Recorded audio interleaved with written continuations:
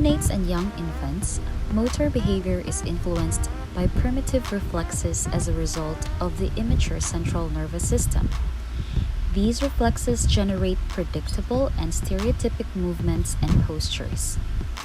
During the 6 to 8 months of life, as the central nervous system maturation progresses, these reflexes become gradually suppressed. Obligatory or persistent reflexes are the earliest markers of abnormal neurologic maturation. Appearance of postural responses are useful in evaluation of readiness for specific motor milestones like rolling, sitting, crawling, and standing. Before a child starts crawling, there is a transitional reflex called symmetrical tonic neck reflex. It is an important developmental stage that helps the baby transition from lying on the floor up to being able to creep or crawl.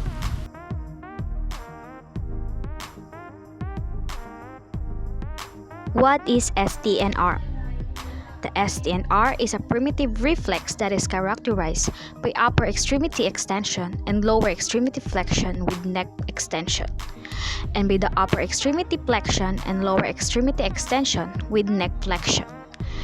Stnr divides the body in half horizontally, the upper and lower body. When the Stnr is elicited, it has an effect on a child's muscle tone. How to perform Stnr? The symmetrical tonic neck reflex can be tested by placing the infant in quadruped position on the floor and passively flexing the head down and then extend outward.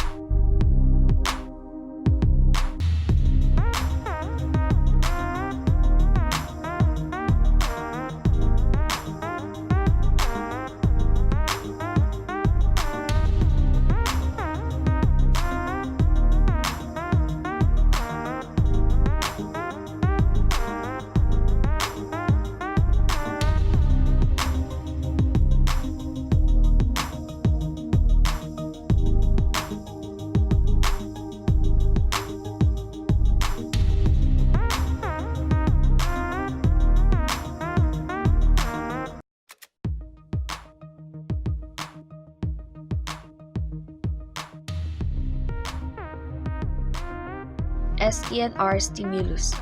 This reflex consists of two phases, neck flexion and neck extension.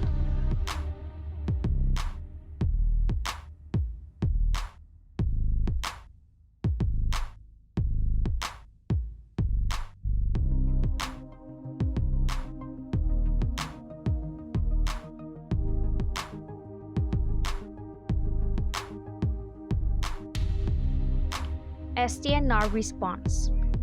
Neck flexion or lowering of the head causes the arms to bend and the legs to extend.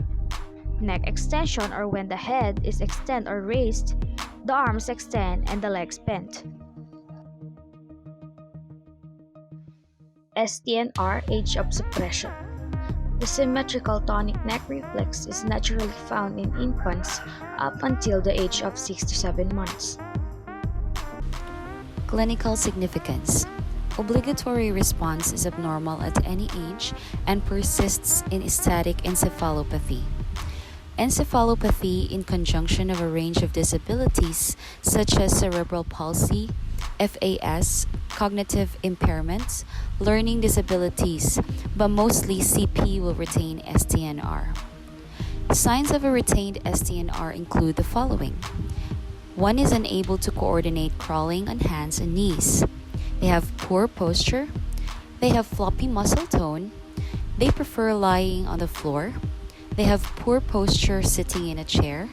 They have uncoordinated eye with upper and lower extremities and has difficulty with swimming.